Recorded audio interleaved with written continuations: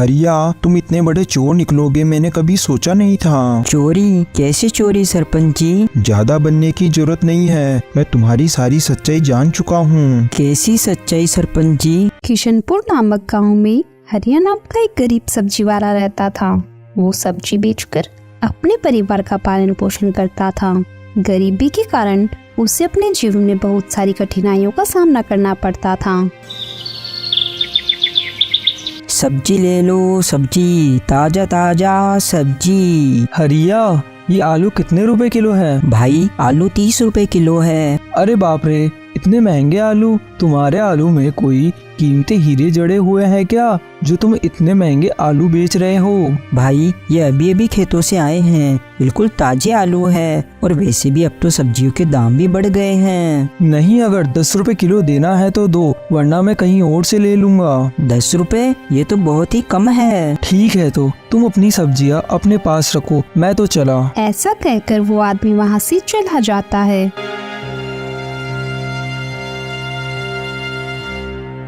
और हरिया बहुत उदास हो जाता है। आज मेरी एक भी सब्जी नहीं बिकी। पूरा दिन बीतने के बाद एक ग्राहक आया और वो भी चला गया। अब मैं क्या करूं? अरे हरिया, क्या सोच रहे हो? नमस्ते सरपंच जी। हाँ, नमस्ते। क्या हुआ? तुम किस सोच में डूबे हुए थे? सरपंच के पूछने पर हरिया उन्हें सब कुछ बता देता है।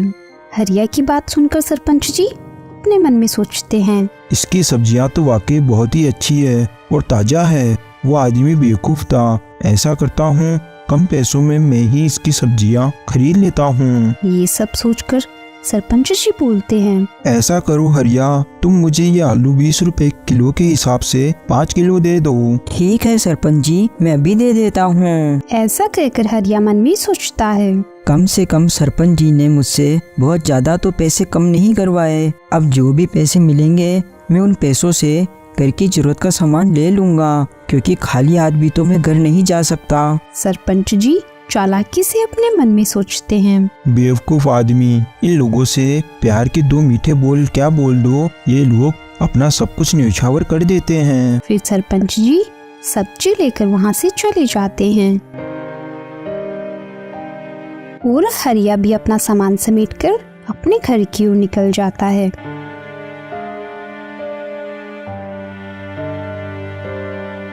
रवि के बापू, अच्छा किया जो जल्दी आ गए आप। क्या हुआ सुनीता, तुम इतनी परेशान क्यों हो रही हो? रवि के बापू, रवि की तबीयत बहुत खराब हो गई है, उसे बहुत तेज बुखार है। सुनीता, तुम ये क्या कह रही हो? रुको, मैं अभी उसे वैद्य जी के पास लेकर जाता हूँ। फिर हरिया अपने बेटे और अपनी पत्नी को बैलगाड़ी में बैठाकर वैद्य जी की ओर निकल जाता है। तभी रास्ते में बहुत तेज बारिश होने लगती है।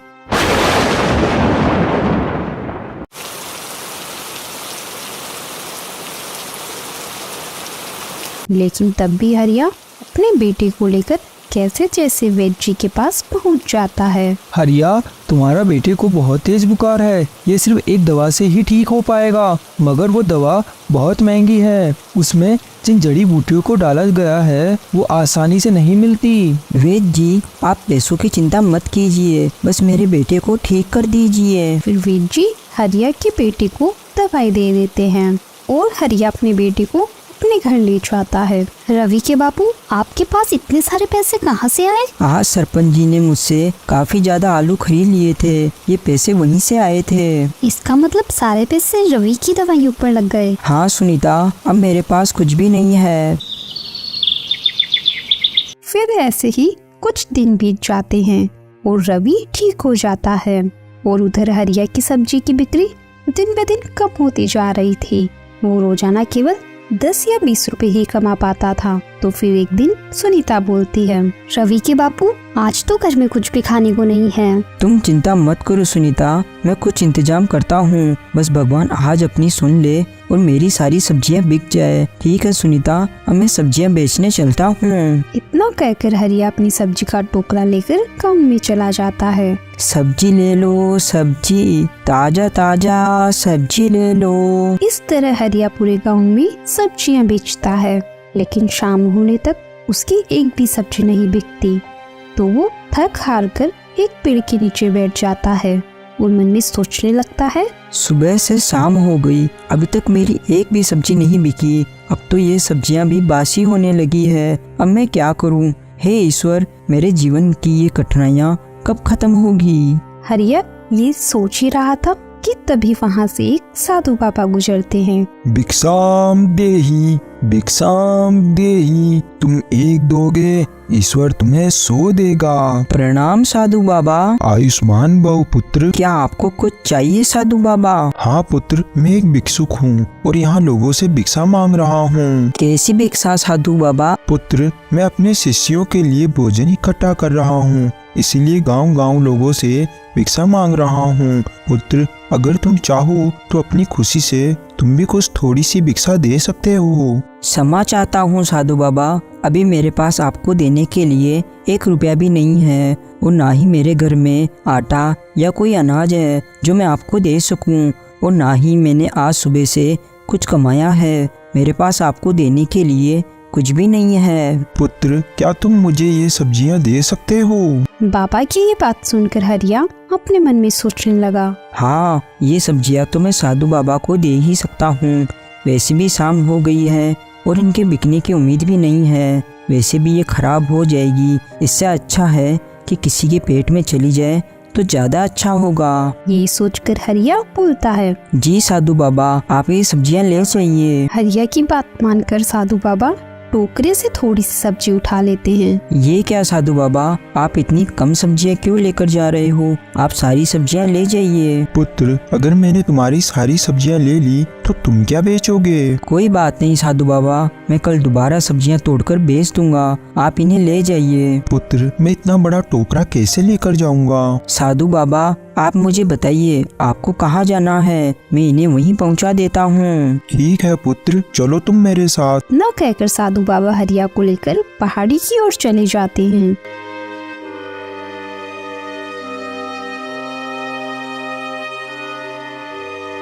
कुछ देर चलने के बाद वो उनकी कुटिया में पहुंच जाते हैं। धन्यवाद पुत्र। अरे बाबा, धन्यवाद की कोई बात नहीं है, ये तो मेरा फर्ज था। मेरा आशीर्वाद तुम्हारे साथ है, तुम सदैव खुश रहो। साधु बाबा, अगर आप बुरा न माने तो मैं आपसे एक बात पूछ सकता हूँ? पूछो पुत्र, क्या पूछना है तुम्हें? साधु बाबा, आपने सब्जियाँ तो ले ली, लेकिन क्या आप लोगों को केवल खाने में सब्जियाँ ही खिलाएंगे? नहीं पुत्र, दरअसल मैंने आटा और अनाज तो पहले से ही जमा किया हुआ था और फिर मैं सब्जियों की ही तलाश में निकला था। साधु बाबा, ये तो बहुत ही अच्छा है, मेरी सब्जियाँ आपके काम आ जाएगी। ठीक है बाबा, अब मैं चलता हूँ। पुत्र रुको, मैं तुम्हें कुछ देना चाहता हूँ। ये लो, इसका नाम बिट्टू है, आज से ये तोता तुम्हारा हुआ। तोता? पर मैं इसे कैसे ले सकता हूँ, ये तो आपका है। जब तुमने बिना किसी फायदे के मुझे अपनी पूरी सब्जी की टोकरी दे दी तो मैं क्या तुम्हें एक तोता भी नहीं दे सकता? साधु बाबा, मैं इस तोते का क्या करूँगा? ये कोई आम तोता नहीं है पुत्र, ये एक जादुई तोता है। ये तुम्हारे भाग्य की चाबी है। जब तक ये तुम्हारे साथ रहेगा तब तक तुम्हारा भाग्य चमकता रहेगा, लेकिन ध्यान रहे इसकी सच्चाई किसी को पता नहीं चलनी चाहिए। फिर हरिया बिट्टू तोते को लेकर घर की तरफ निकल पड़ता है तो रास्ते में बिट्टू बोलता है, हरिया, साधु बाबा ने जो कहा उसका ध्यान रखना। ये बात किसी को पता मत लगने देना कि मैं एक जादुई तोता हूँ। ठीक है दोस्त, मैं वादा करता हूँ मैं ये सच कभी किसी को नहीं बताऊंगा। इतना कहकर हरिया बिट्टू तोते को अपने घर ले जाता है। अरे वाह पिताजी, ये तोता तो कितना प्यारा है, इसका क्या नाम है? बेटा, इसका नाम बिट्टू है, आज से ये हमारे साथ ही इसी घर में रहेगा। रवि के बापू पहले ही हमारे खाने के लाले पड़े हुए हैं, एक वक्त की रोटी भी मुश्किल से नसीब हो पाती है, ऊपर से आप इस तोते को ले आए। कैसी बात कर रही हो सुनीता, भला ये छोटा सा तोता कितना खा लेगा? और रही बात खाने की, तो जो हम खाएंगे वही इसे भी खिला देंगे। हरिया और सुनीता बात ही कर रहे थे कि तभी उन्हें आवाज आती है। अरे हरिया, क्या घर पर हो? जरा बाहर आओ। अरे श्याम भाई, आप यहाँ? हाँ हरिया, वो क्या है ना, आज मेरी बेटी का जन्मदिन था, बहुत सारे पकवान बच गए। मैंने सोचा गांव में बांट दूं, इसीलिए मैं तुम्हें भी देने चला आया। ये लो। बहुत बहुत शुक्रिया भाई आपका। अरे नहीं हरिया, इसमें शुक्रिया की क्या बात है। वैसे भी ये खाना खराब हो जाता तो इससे अच्छा किसी का पेट ही भर जाए। शाम ये कहकर वहाँ से चला जाता है। ये तो बहुत स्वादिष्ट स्वादिष्ट पकवान है। देखो सुनीता, मैंने कहा था ना कि जिसके भाग्य में जो लिखा होता है वो उसे मिल ही जाता है। तुम खामखा चिंता कर रही थी। देखो ये पकवान हमारे पास खुद चल कर आ गए। आज तो हम खाएंगे स्वादिष्ट पकवान और गाएंगे ईश्वर के गुणगान। फिर वो सब मिलकर खाना खाते हैं। सुनीता, मैं सब्जी बेचने बाजार जा रहा हूँ। तो क्या आप इस बिट्टू को भी साथ ले जाएंगे? क्यों, क्या हुआ? कुछ नहीं, मैं तो बस पूछ रही थी। हरिया सुनीता की बात सुनकर सब्जी बेचने चला जाता है।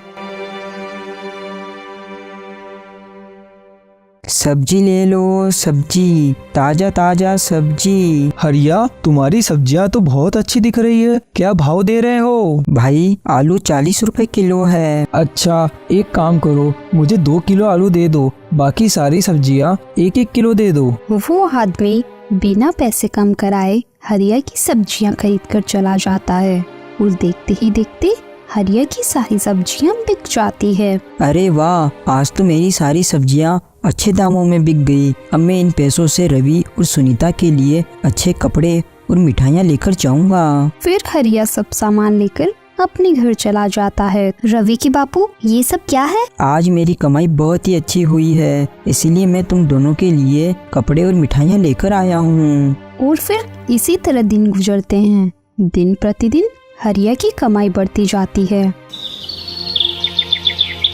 फिर एक दिन उनके घर एक राजू नाम का एक व्यक्ति आता है। ये लो हरिया भाई, तुम्हारे पैसे जो तुमने मुझे 5 साल पहले दिए थे, मैं इन्हें वापस करने आया हूँ। शुक्रिया राजू भाई। अरे शुक्रिया तो मुझे तुम्हारा करना चाहिए हरिया। तुमने बुरे वक्त में मेरी मदद की थी, लेकिन ये पैसे लौटाने में मुझे थोड़ी देर हो गई, इसके लिए मैं माफी चाहता हूँ। राजू हरिया के पैसे वापस करके वहाँ से चला जाता है। रवि के बापू, ये अचानक से लोग हम पर इतने मेहरबान कैसे हो गए?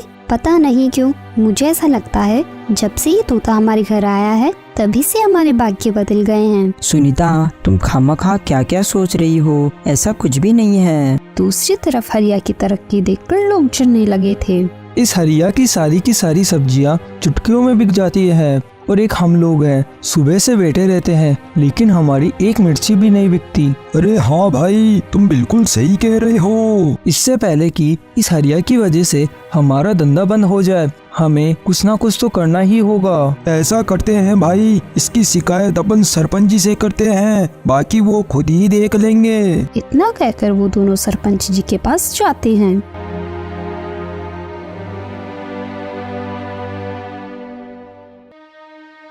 सरपंच जी नमस्ते। नमस्ते, कहो कैसे आना हुआ? सरपंच जी, हम आपको एक बहुत ही जरूरी बात बताने आए हैं। बताओ कैसी जरूरी बात है? सरपंच जी, हमारे गांव का जो हरिया है वो दूसरों के खेतों में सब्जियां चोरी करके बेच रहा है। ये तुम क्या कह रहे हो?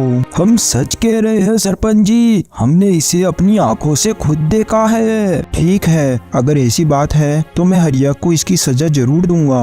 वो दोनों आदमी सरपंच जी को हरिया के खिलाफ भड़काकर वहाँ से चले जाते हैं। मैंने तो हीरा को बहुत ही सीधा समझा था, मगर ये तो मुझसे भी ज्यादा चालाक निकला। मुझे इसके बारे में पता लगाना होगा। आज रात ही मैं हरिया के यहाँ जाकर इस बात का पता लगाऊंगा। फिर रात होने पर सरपंच जी चुपचाप हरिया के यहाँ जाते हैं और उसके घर की खिड़की के पास खड़े हो जाते हैं। रवि के बापू, आपको मेरी कसम है, मुझे बताओ आखिर हमारे भाग्य के बदलने के पीछे क्या बात है? मुझे सच्चाई जाननी है। सुनीता के कसम देने पर हरिया उसे सारी सच बात बता देता है। अरे वाह, ये तो बहुत ही खुशी की बात है। उन दोनों की ये सारी बातें सरपंच जी सुन लेते हैं। ओह, तो इसका मतलब ये है कि इस तोते के हाथ में ही हरिया की भाग्य की चाबी है। अगर मैं इस तोते को अपने साथ ले जाऊं तो मेरा भाग्य भी बदल जाएगा। फिर अगले दिन सुबह होने पर सरपंच जी उन आदमियों के साथ हरिया के यहाँ पहुँच जाते हैं। हरिया, तुम इतने बड़े चोर निकलोगे मैंने कभी सोचा नहीं था। चोरी? कैसे चोरी सरपंच जी? ज्यादा बनने की जरूरत नहीं है, मैं तुम्हारी सारी सच्चाई जान चुका हूँ। कैसी सच्चाई सरपंच जी? दोस्त, एक तो तुम दूसरों के खेतों से सब्जी चोरी करके बेचते हो और पूछते हो कैसी चोरी। तुम्हारी सजा ये है कि अब तुम्हें मुझे 5,000 रुपए का भुगतान करना पड़ेगा। सरपंच जी, मेरे पास इतने पैसे तो नहीं है और मैं सच बोल रहा हूँ, मैंने किसी के यहाँ कोई चोरी नहीं की। अगर तुम्हारे पास 5,000 रुपए नहीं है तो मैं ये तुम्हारा तोता अपने साथ ले जाऊंगा। नहीं नहीं, मैं तुम्हारे साथ नहीं जाऊंगा। सरपंच जी, ये मेरा तोता है, आप मेरे तोते को ऐसे लेकर नहीं जा सकते। हरिया को बेबस देखकर वही सब्जी वाला आदमी बोलता है, मारो इसे, ये हमारे खेतों में चोरी करता है और हमारी मेहनत के पैसों पर ऐश कर रहा है। हाँ हाँ, मारो इसे, ये चोर है। छोड़ दो मेरे पति को, ये निर्दोष है, इन्होंने कुछ नहीं किया। सभी की ऐसी बातें सुनकर सरपंच जी खुश होते हैं और अपने मन में सोचते हैं, बेवकूफ इंसान, अब मैं इसके तोते से अपने भाग्य को बदलूंगा। फिर ऐसे ही कुछ दिन बीत जाते हैं। बिट्टू तोते के चले जाने से हरिया की हालत पहले से भी बदतर हो जाती है। रवि के बापू, हमारे पास तो खाने के लिए कुछ भी नहीं है। अब तो हमारी पहले की तरह सब्जियां बिकना भी बंद हो गई है। ईश्वर पर भरोसा रखो सुनीता, वो कोई ना कोई रास्ता जरूर निकालेंगे। और उधर सुनो तोते, अब से तुम मेरे साथ ही रहोगे और मैं ही तुम्हारा मालिक हूँ, समझे? नहीं, मेरा मालिक हरिया है और वो मेरा दोस्त है। सरपंच जी तोते से बातें कर ही रहे थे कि तभी उनके पास एक व्यापारी आता है। अरे किशोर भाई, आप? हाँ सरपंच जी, मैं यहाँ एक काम से आया हूँ। कहिए, क्या काम है? असल में मैं इस गांव को छोड़कर जा रहा हूँ और यहाँ मेरी बहुत सी जमीनें हैं जिन्हें मुझे बेचना है। तो मैं इसमें आपकी क्या मदद कर सकता हूँ? यही कि अगर आप मेरी सारी जमीनें खरीद लें तो बहुत अच्छा होगा, क्योंकि आपके सिवा इस गांव में मेरी इतनी सारी जमीनें कोई नहीं खरीद सकता। फिर सरपंच जी उस व्यापारी की जमीनों को कम कीमत पर खरीद लेते हैं और कुछ दिनों में उन जमीनों को 2 गुनी कीमत में बेच देते हैं। अरे वाह, ये तोता तो वाकई किस्मत की चाबी है। मुझे इसे सबसे छुपा कर रखना होगा, वरना इसे कोई भी लेकर जा सकता है। फिर ऐसे ही कुछ दिन बीत जाते हैं।